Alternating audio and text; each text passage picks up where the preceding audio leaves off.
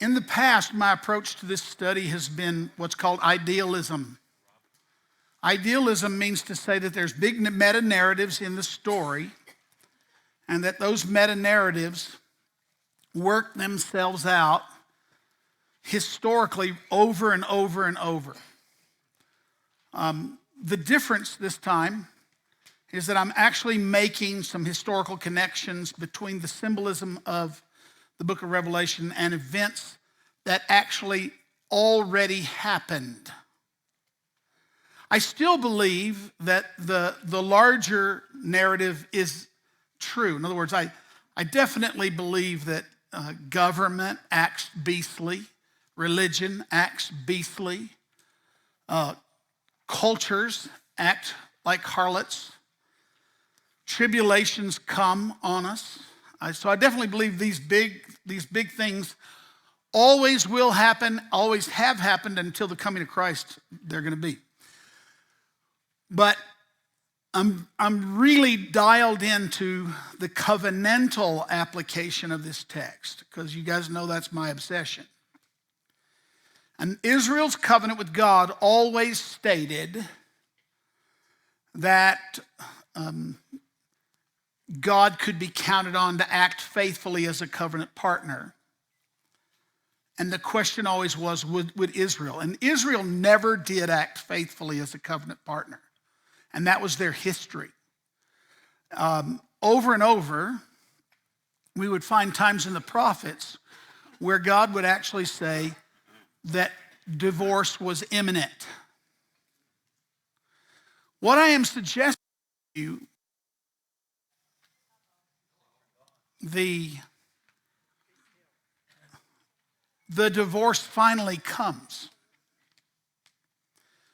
What I'm suggesting to you is that the book of Revelation constitutes the termination of Old Covenant and the complete inauguration of New Covenant. And that God, in an act of judgment in history, put an end to the Old Covenant, and since that time, it's never actually been able to be performed. Those things are empirically obvious. There's no temple. So Israel was without a temple, without a sacrifice. And the Judaism that has come from that is of a different character altogether from that of the New Covenant. All right, or that of the law of Moses. So let's dive in, because what we get here, that is not the right slideshow. You need the one on the harlot. So go in your Bibles to Revelation chapter 17, and we're going to ask the question. Our search is for the harlot tonight. It actually appears to be one of the most obvious symbols and the easiest to scripturally demonstrate, and yet it'll also be very frustrating for some people. You guys have got the notes, so I can go whether we go or not. You see where we are in our study. We're on our chiastic cycle or vision. We're down at the second B, the harlot's dread and the lamb's wedding, chapters 17, 18, and 19. All right. Remember in Revelation chapter 1, behold, he is coming with the clouds, and every eye will see him, and even those who pierced him, and all the tribes of the earth will wail on account of him. Even so, amen. Notice that I've taken the liberty of saying this is one of those places where I want to say, and all of the tribes of the land. If you begin to study the book of Revelation with the word that refers to earth, primarily referring to the land, it will easily come into focus that the book of Revelation is talking about God's covenant people, the people of the land.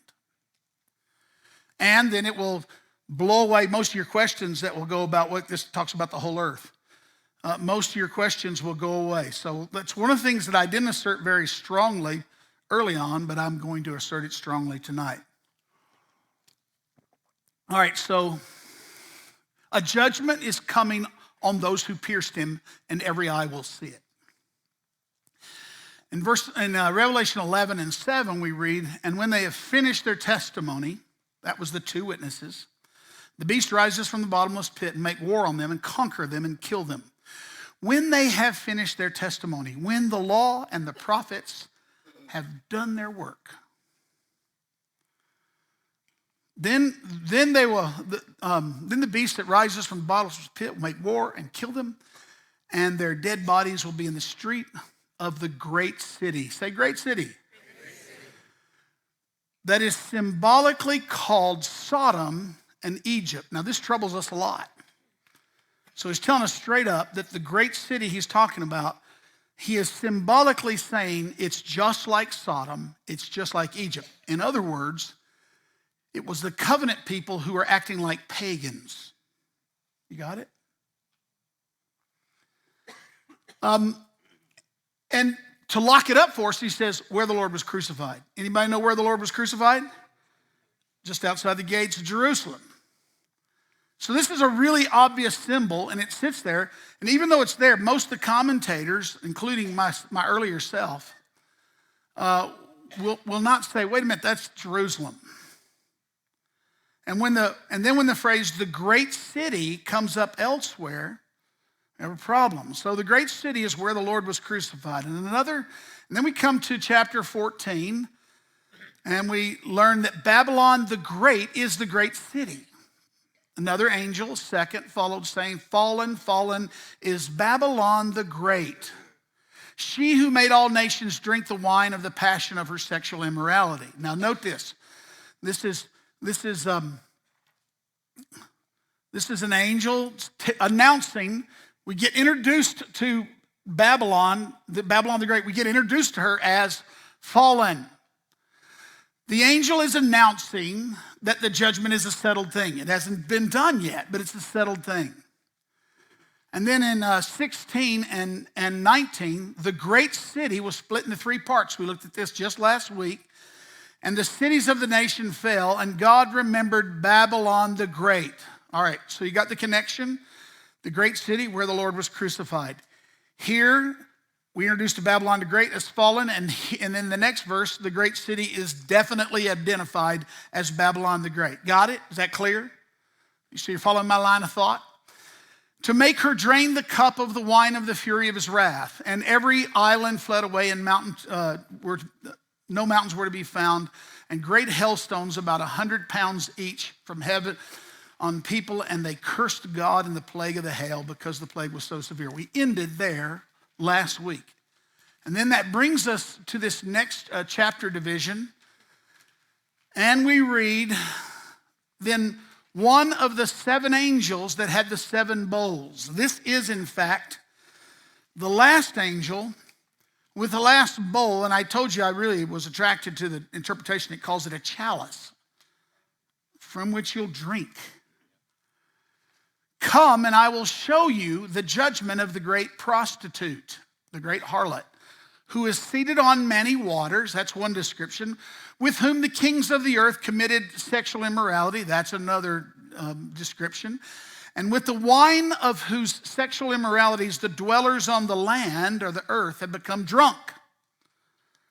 And he carried me away in the spirit into a wilderness, and I saw a woman sitting on a scarlet beast that was full of blasphemous names and had 7 heads and 10 horns. Now we know this beast, don't we? We know this beast is being introduced to us earlier.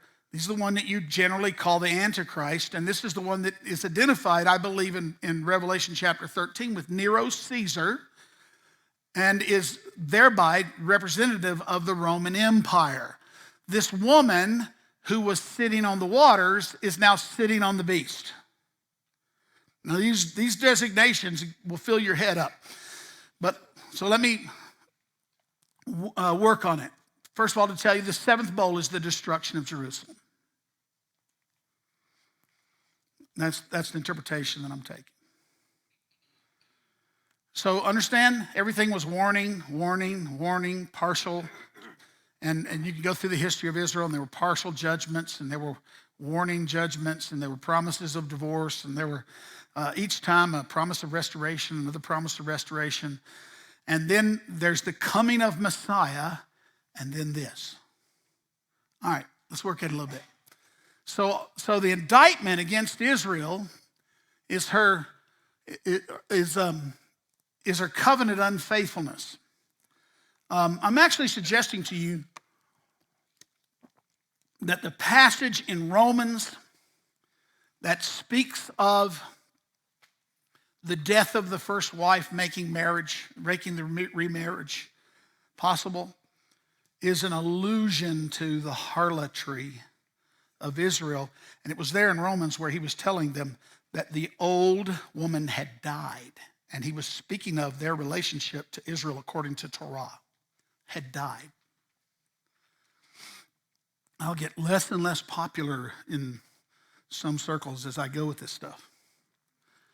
And that the death, which Paul, when he's speaking of the death, he's speaking of it as an accomplished thing. And again, one of the things that's come clearer to me as I've studied these scriptures is that all of the New Testament writers were expecting a catastrophe and an apocalypse. That apocalypse was Israel's, not the world's. God's destiny for his world is restoration, new creation, new heaven, new earth, new humanity. That's God's intention and his plan. All right, in Ezekiel, Israel's condemned for harlotry. And if you read that passage, Ezekiel 16, 1-16, it'll turn your stomach, okay? And over in the prophets, it's this accusation that they bring to Israel. So Isaiah condemns Tyre for fornication with the kings and the kingdoms of the earth, but the language is used of Babylon here in Revelation and thereby Jerusalem. You follow?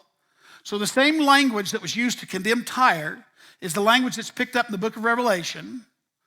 And I'm suggesting to you that this Babylon is referring to the city of Jerusalem.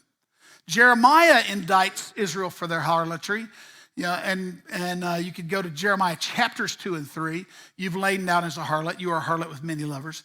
And over and over and over in the prophets, it's this. Now, I've told you a million times that the two sins that are always condemned in the New Testament and from which the church is called to flee are idolatry and immorality. Let me just say, that is what's seducing the body of Christ now as we speak, and it's brutal. And it's mostly happening to your children as the education and development of children has become electronic and governmental. More and more and more, it's time for churches and families to be teachers to their children. Churches and families to be teachers to their children. And to empower good systems as we find them. Because we're in a war. A battle for our children. All right. So again, this is what's going on. All right, so she's seated on many waters. The woman is seated on two things. Many waters, which is again a way of saying she's Babylon. It's imagery. Because we find in Jeremiah the oracle against Babylon, O you who dwell by many waters, rich in treasures, your end has come, the thread of your life is cut. And so when he picks up the condemnation of Babylon in the book of Revelation, he calls her the city that sits on many waters. It's recalling the condemnation that Jeremiah spoke against Babylon. All right, this woman is in league with the beast that she's riding, and the beast proceeded from the sea, another connection to the waters. Many waters also has covenantal echoes. If you search out the language of many waters in the book of Revelation, you're going to find it speaking mostly of nations. And I'm suggesting to you here that it speaks of the nation of Babylon, and also it speaks some of Rome because of their association with the waters. Rome is the beast from the sea. Babylon, you following my thinking here? It's a little bit convoluted, but you're following it. because I want to tell you where this language, what this language is doing. All right, I didn't make it big, bold enough for myself, so I'll have to get where I can read it. And I have to go fast. So, okay, so you see, the woman is seated on waters. She's seated on the beast. I was said to you, the beast is Nero and thereby Rome. At the time of the book of Revelation, Israel was upheld by Rome until she was later destroyed by Rome. And that's exactly the imagery that's given of the beast and the harlot. All right. So let's remember our characters in this book. The devil is an enemy of the people of God, and he's a liar, and he spews forth lies like a sea of vomit from his mouth. The beast from the sea is an intimidator, and in this case, it's Rome, represented by Nero Caesar, and before we're done tonight, the other Caesars. The beast from the land is the religious leaders of Israel and their complicity with Rome, and that was exactly the history that we had of Rome. If you follow the Gospels and the life of Jesus, and if you follow what's going on with the Roman Empire, you're going to find a complicity of Israel with Rome as a way of being at peace, and you're going to find that during the life of Jesus, during the times of Jesus, they were much more concerned about Rome's favor than God's favor. And that put them in bed with Rome. How much does that have to say to us about getting in bed with the powers? I'll let you work that out because I don't have to. I intend to remain a critic of all the powers. And I also intend to have their favor. That's what prophets do. You understand? You understand that Herod couldn't touch John the Baptist until he could. They couldn't touch Jesus until they could. And so John the Baptist and Jesus didn't sell their soul. They kept their soul. They had some favor. When they lost their favor, they lost their head. That's how you should live. Keep your soul, not your head. All right. That's biblical. All right. The people who have taken the mark of the beast and their conformity, we live in a world that conforms us. One of the things you'll notice, I've noticed this about my friends. We all were in a little good old southern huddle there in Memphis, Tennessee, all seminarians. And then my buddies scattered out across the country.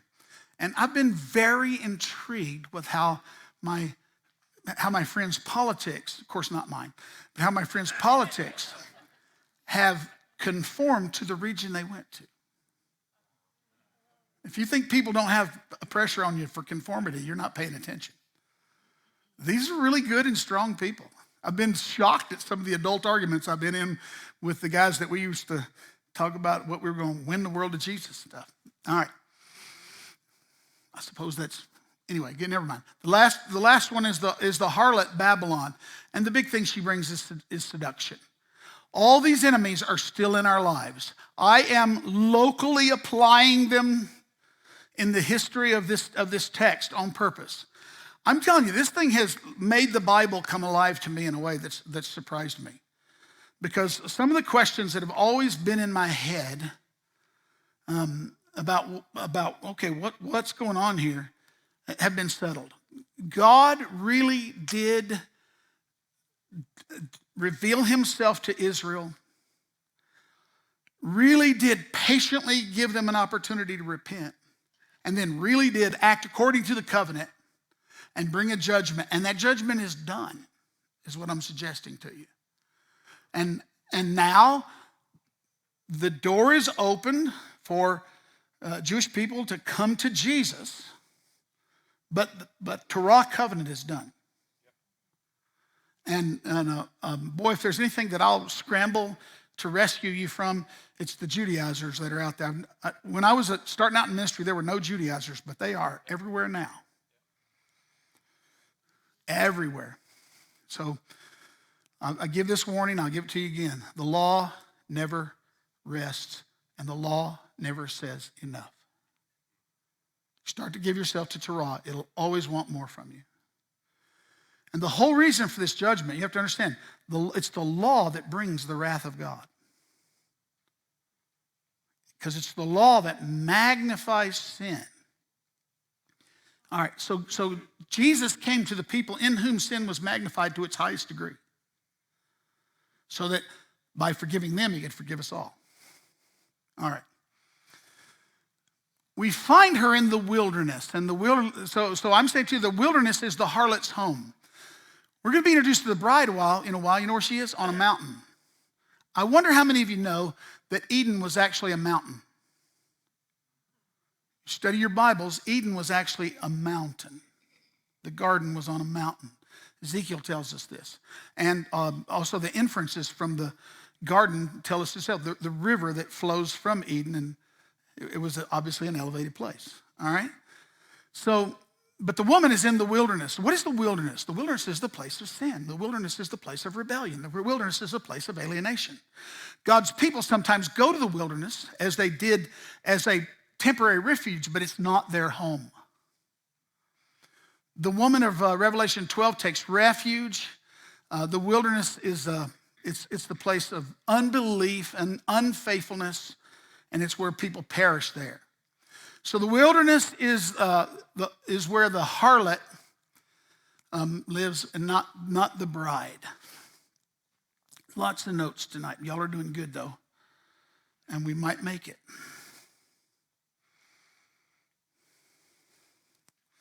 All right, let's come to this premise.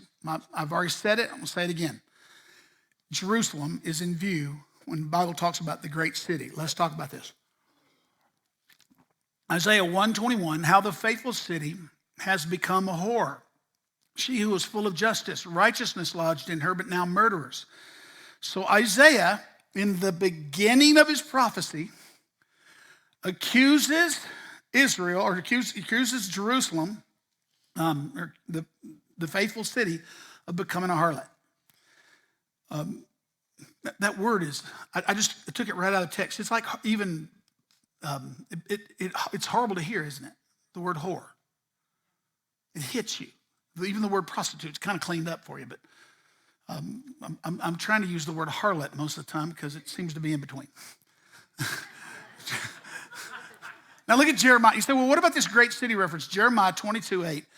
And many, many nations will pass this city, and every man will say to his neighbor, why has the Lord dealt thus with this great city? And they will answer, because they have forsaken the covenant of their Lord, their God, and worshiped other gods and served them. Jeremiah also wrote Lamentations. Oh, how lonely sits the city that was full of people. How like a widow she has become. She who was great among the nations, she who was a princess among the provinces, has become a slave. Of course, the mother of Israel was Sarah, a princess. All right. Then we come to these texts, and I'm doing all this to set up my premise. So I'm saying, why should you be surprised if Israel was committing harlotry in her earliest days? Why would you be surprised at this point when they get their highest revelation that they're not different? In Luke chapter 19, verse 41, when he drew near and saw the city, he wept over it, Jesus, saying, would that even you had known on this day the things that make for peace, but now they are hidden from your eyes. For the days will come upon you when your enemies will set up a barricade around you and surround you and hem you in on every side and tear you down to the ground, you and your children with you. And they will not leave one stone upon another in you, because you did not know the time of your visitation. I'm headed back to Mozambique, and I hope I'll get to see Sorpresa. I don't know if he'll be there where I'm going or not. Probably not, actually, but if I am, I want to talk to him about his sermon about the day of Mozambique's visitation. The word is destroyed. The word destruction. The word that talks about Israel's destruction. Josephus records for us that in AD 70, Titus gave orders that they should now demolish the entire city and the temple. and that it was so thoroughly laid even to the ground by those that dug it up to the foundations, that there was left nothing to make those who came thither believe it had ever been inhabited. And so that's where you make a city desolate. That's where you destroy a city. All right, so again, setting up what we're talking about here. Matthew chapter 23. Therefore, behold, I'm sending you prophets and wise men and scribes. Some of them you will kill and crucify, and then some of them you will scourge in your synagogues and persecute from city to city, that upon you may fall the guilt of all the righteous blood shed on earth, from the blood of righteous Abel to the blood of Zechariah, the son of Berechiah, whom you murdered between the temple and the altar. Truly, I say to you, all these things will come upon this generation. How do we overlook these plain words of Jesus? It was right there, very plain. Now, the blood of Abel to the blood of the righteous Berechiah. Do you guys know that Abel's blood is considered one of the earliest prophets in the Bible? The crying out of Abel's blood for justice, that Abel was prophesying from the grave. Zechariah, the son of Berechiah, is, I believe I'm correct, is the last recorded prophetic murder in the Old Covenant. So what's being done here? He's actually said very plainly, he's named the parenthetical ones that were slaughtered and said, you're responsible for all of it. And the blood will be required of you. Why am I going there? Because we got to see about this harlot and her. Let's look at her in Revelation 17. And I saw the woman drunk with the blood of the saints and with the martyrs of Jesus. The blood of the saints and the witnesses to Jesus. All right? In Revelation 18:20, rejoice over her, O heaven, and you saints and apostles and prophets, for God has given you a judgment against her. Do you remember early in the book of Revelation when we saw the martyrs under the altar and they were praying and they said, how long, O Lord? And their prayers went up and filled the what?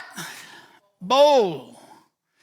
And here we're having this chalice or this bowl poured out, and it says it's a judgment against what happened to the saints and the prophets. In chapter 18 and 24, and in her was found the blood of the prophets and the saints, and all who have been slain on the earth.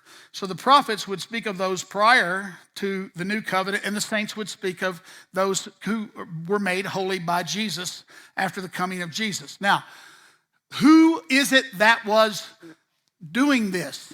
Before AD 70, it was Israel. And it was Israel also enlisting Rome in these actions. This is a thing that's overlooked by lots of people. I always want to be real careful because I just have to keep saying this. None of this says anything about what it means to be Jewish in the world today or after this time. And there's nothing in this study that is a basis for persecuting anybody, and especially not the Jews. And we are not of those who would advocate their suffering. We would advocate their salvation. Okay? Because I just know, I know the atmosphere and the environment that's been built, especially in the last 70 years. And it's an atmosphere that to even talk like this from the scriptures itself is to call people to get feelings of anti-Semitism and to get all, but you guys are not like that. Most people are like that, flee from me as soon as they meet me. It really is true. All right, lots of people, including yours truly, have said in the past that Rome was actually the harlot. Well, the text depicts the harlot sitting on the beast. Rome is not sitting on Rome. Rome is not being propped up by herself. And also, if Babylon is Rome and Rome is destroying Rome. Now, the problem with that is Rome isn't destroyed for hundreds of years, number one, and everything in this text says it's about to take place soon. And I've already read you the ones that said this generation. And then if they're the same as the beast, they could not wage war after the harlot is gone. We'll come through the text and you'll see that, and you'll come back and look at this in your notes and pick up that. So the harlot is judged. What do we know about her? She's identified as sitting on many waters. She's like Babylon. the kings of the earth have committed immorality with her. That means she's in league or covenant with lots of people other than God. She's supposed to be in covenant with God alone. She's drunk with the wine of sexual immorality. She's in the wilderness. She's sitting on the beast from the sea, and that beast is the one with blasphemous names. Chuck, can you turn on the fan a little bit? I'm turning up some heat here. This stuff makes me nervous.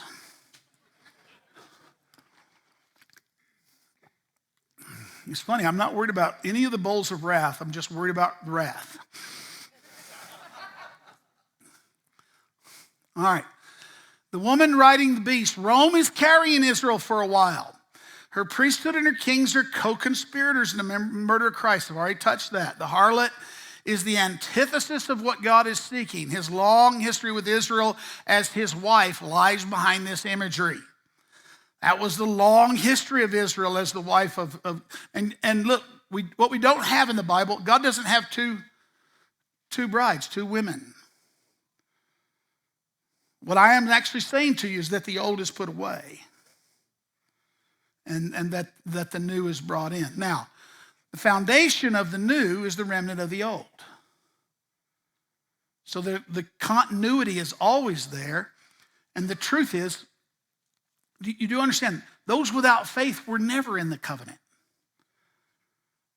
The Bible, one of the things the New Testament makes very plain, and I think the Bible makes it plain, is that blood in your veins did not make you a covenant member. Faith in your heart made you a covenant member. Thus, you could say of a whole group of people in the wilderness, they died in their sins and their unbelief. All right? And they were blood kin of Abraham.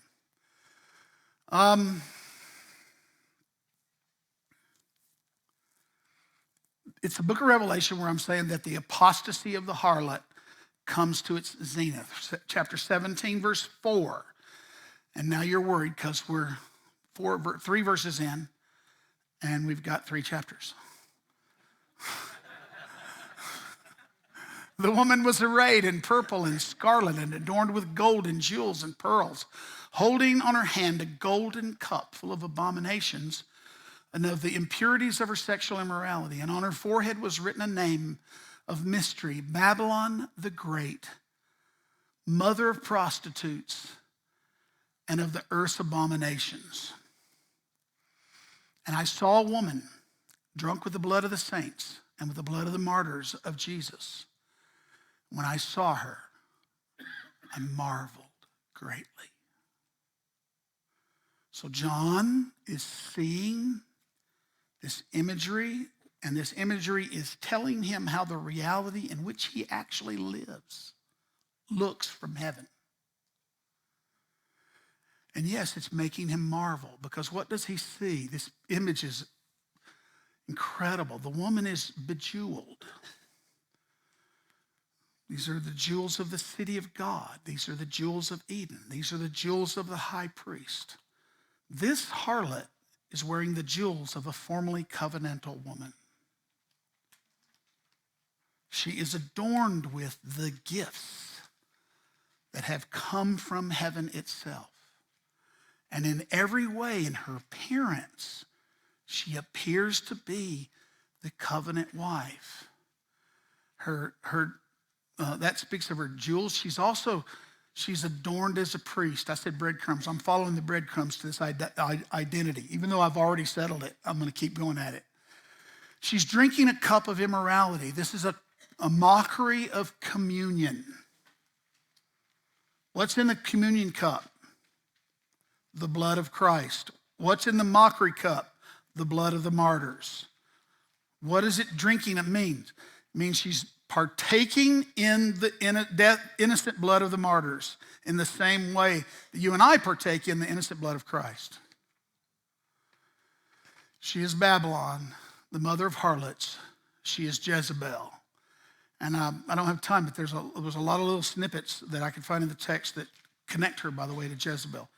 She's drunk with blood of saints and martyrs.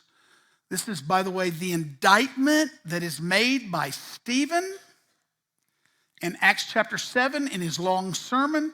This is the culmination of his indictment. And this was the moment when led by Saul of Tarsus, they rose up and killed him, and the persecution of the church began, and the ability of the church to live at peace in Jerusalem ended. Why? Again, I've told this before, because Stephen was preaching a temple made without hands, and they were saying, you're a threat to our traditions and this holy place. All right, so she calls John to go. I never thought I'd see this. In chapter 17, verse 7, the angel said to me, why do you marvel? I'll tell you the mystery of the woman and of the beast with the 7 heads and the 10 horns that carries her. The beast that you saw was and is not, and is about to rise from the bottomless pit and go to destruction. And the dwellers on earth, whose names have not been written in the book of life from the foundations of the world, will marvel to see the beast, because it was and is not and is to come. Now, you should hear echoes in that, even though he's going to deviate from the pattern. But here's 2 times. He was and is not and is about to rise from the abyss, the bottomless pit. The world of that time was here, above, and beneath. You understand that? And that's why everything on earth and in heaven and under the earth bowed before the Lamb. That was the world construction as they understood it. And to come from the lowest part of the bottomless pit, that was Gehenna. And so this beast was and is not and is about to rise from the bottomless pit. It was and is not and it is to come. These are clearly parodies on the description of the one who was and is to come. So in every way, what the enemy wants to do is to mimic the Lord. And so everything Antichrist that's in the world is that which wants to be for you the Lord.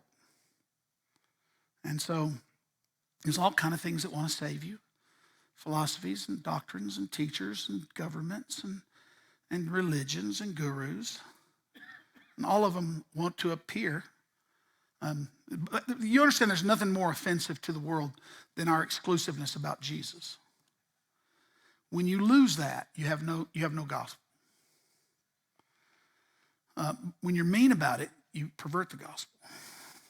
So let's try to avoid those. The beast was and is not and is about to rise from the abyss. The unsealed land dwellers marvel. You understand that? Unbelievers. It was and is not yet come. And then he's going to talk about a coming one. I don't think I got there yet. We'll get there in a minute. That is not yet. All right, so the kings of the abyss. The king of the abyss is, we've already heard about him in Revelation chapter 9:11. He's the one, that beast that comes and murders the 2 witnesses in 11:7. So he appears and disappears and reappears. And I'm suggesting to you that what this is an allusion to was Nero, the civil war, and then the return of Vespasian. So Nero and the armies of Nero, there to destroy Jerusalem, the civil war that came in Rome, and 4 Roman leaders, and then Vespasian ascending and coming back to destroy Jerusalem. All right, so he's headed to destruction. The word destruction is a play on the words with Apollyon that we saw earlier in the book of Revelation. And again, if I spend too much time drawing those notes, you can go back to your notes and check that. The destroyer is what that star means. So note the aping of the one who was and is to come. Revelation 17:9, this calls for wisdom. The 7 heads are the 7 mountains on which the woman is seated. Now that's a clear allusion to the city of Rome. You got it? There are also 7 kings, 5 of whom have fallen. 1 is, the other is not yet come. When he does come, he must remain only a little while. As for the beast that was and is not, it is an 8th, but belongs to the 7, and it goes to destruction. Now, if your mind isn't blown, This passage alone would keep people from studying, reading, and definitely interpreting the book of Revelation. All right?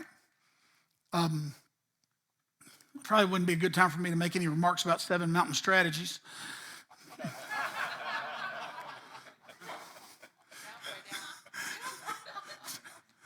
All right, the 7 mountains connect the beast to Rome. Now let's break this down.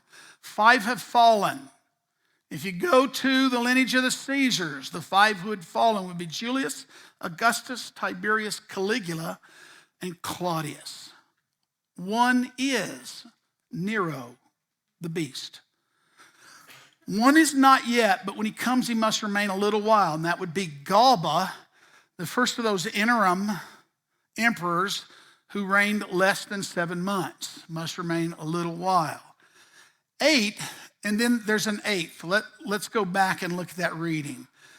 As for the beast that was and is not, it is an 8th, but it belongs to the 7. It goes to destruction.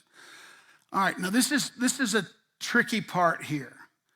I believe that it's very reasonable that the description of the first ones is exactly the ones I showed you. But when you come to this one, notice that it says an 8th, not the 8th. Why? Because if it was the 8th, it would end up having to be Otho. And Otho was in that quick line of 4 emperors that came and went, so that nothing notable happened except their own demise. And then that's the whole thing of where we saw earlier, the beast now has a mortal wound and he appears to be in trouble. But then he appears to rise from the dead. The 8th would be Vespasian, an 8th, who is the one who comes back, restores the empire, and he represents the rest of the Roman empire history. You follow? That would be the interpretation your pastor would give you. 8 is the number of resurrection. And again, I give you the reference to the fatal wound in the head when we first introduced to the beast. The beast kingdom returns, but we read that it's doomed to destruction. Well, by the way, we already knew that because we knew that from Daniel. Say what? Yeah, because Daniel's already prophesied all this when he told us about the 4 empires, beginning with Babylon, and then ending with Rome, and the little stone rising, and him establishing an empire that would never cease, which is working out pretty good. All right? And this is why all of this stuff should make you really encouraged. I want you to have a politics of engagement, but not a politics where you get in despair over this stuff. Okay? Because we are part of a kingdom that cannot be destroyed. We're receiving a kingdom that cannot be destroyed. So work like you win. Work like you believe that you're part of something that won't fail. Stop being afraid. Stop being afraid. Now I say this, and I'll say this a couple times, and most people will hear 40 minutes of a sermon, and they might hear 20 minutes of the 40 minutes they heard. And then they're going to hear 40 hours of talk radio and talk TV during the week. What's going to happen to you? You're going to get the wrong stuff in your head. Do some gate control. All right, so covenant people, the beast kingdom returns, but it's doomed to destruction. The covenant people will need patience to endure and wisdom to understand. The 10 kings, the 10 horns. This is a little tough. The 10 kings that we're talking about, Rome had 10 imperial provinces at the time. In other words, there was nowhere to hide. It was a vast empire, and it had 10 provinces, and the 10 horns may refer to that. But really, 10 is the number of many. And it's a quantitative valuation of fullness. And so a kingdom is completely devoted, a kingdom is that is 10. The reason 10 is the number for so many is that most of us go, how many? This many. Or if it's a lot, we go, this many. Your little kids do this. And so this 10 is the number of completeness because that's what we got to count with. That's really how that stuff works. This kingdom is completely devoted to the destruction of God's people. Now, that means Rome at the time, but it also means ultimately every kingdom that feels rivaled by this kingdom. If you wonder anything about the discomfort inside America, America was founded on religious freedom, but all of you know that we ended up with a doctrine called separation of church and state, which all of you know is not the founding fathers' idea of religious freedom. But the fact that we got it is part of the fact that empires don't want rivals. They certainly don't want God as a rival. Do you understand? Even democracies. It's also notable that Rome tried 10 times to destroy Christianity before Rome was Christianized, and I gave you the list previously of those 10 emperors. I'm speculating, and I don't know for sure that I'm right, but we find that ultimately what these 10 kings are doing is making war on the Lamb. That's their one and total object. And the 10 horns that you saw are 10 kings who have not yet received royal power, but they are to receive authority as kings for 1 hour together with the beast, meaning these are a bunch of fly-by-nights. And I think the likeliest thing I told you is that it's the number of the coming 10 emperors that would destroy it. But the problem with that is it sounds like in this text that they also had a present action going on. These are of one mind, that they hand over their power and authority to the beast, and they will make war on the Lamb, and the Lamb will conquer them, for he is the Lord of lords and the King of kings. And those that are with him are called chosen and faithful. And then the angel said to me, the many waters that you saw where the prostitute is seated are peoples and multitudes and nations and languages. I already told you that. And the 10 horns that you saw, they and the beast will hate the prostitute, and they will make her desolate and naked and devour her flesh and burn her with fire. For God has put it into their hearts to carry out this purpose of being one mind in handing over their royal power to the beast until the words of God are fulfilled. All right, this means everything in the Roman Empire, all of its power is going to now ultimately try to destroy this city, this harlot. This is always the way it is in the Bible, and I'm sorry for all the squeamish, liberal-thinking preachers that are afraid to deal with anything that has to do with judgment, because judgment happens. If you don't believe in eternal judgment, at least you can see that temporal judgment happens. It certainly will happen to you. You understand this? So judgment is an absolute reality of how this world is organized.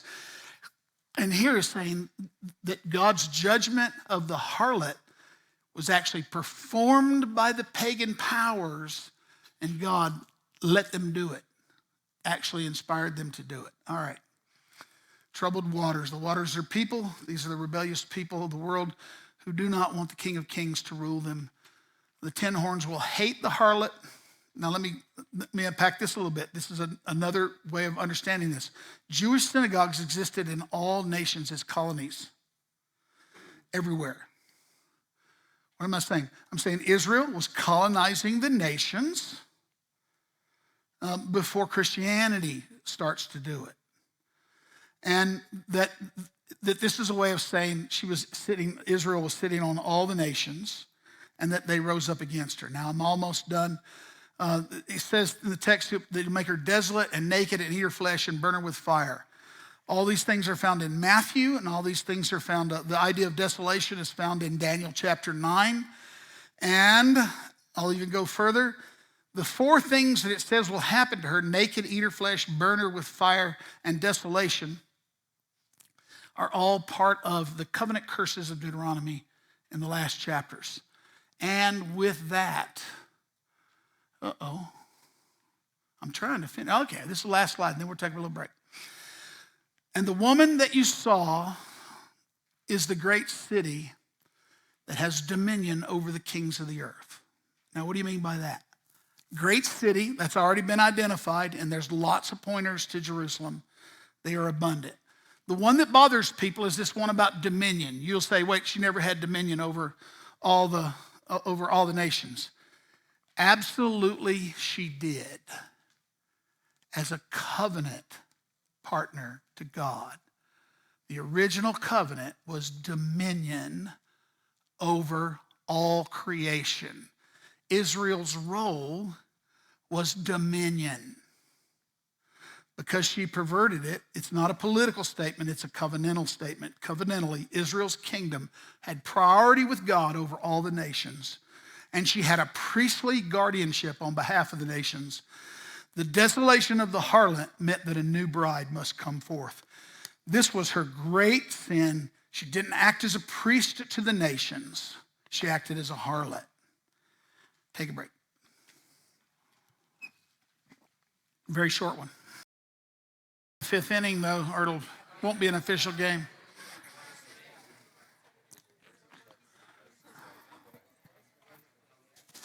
All right.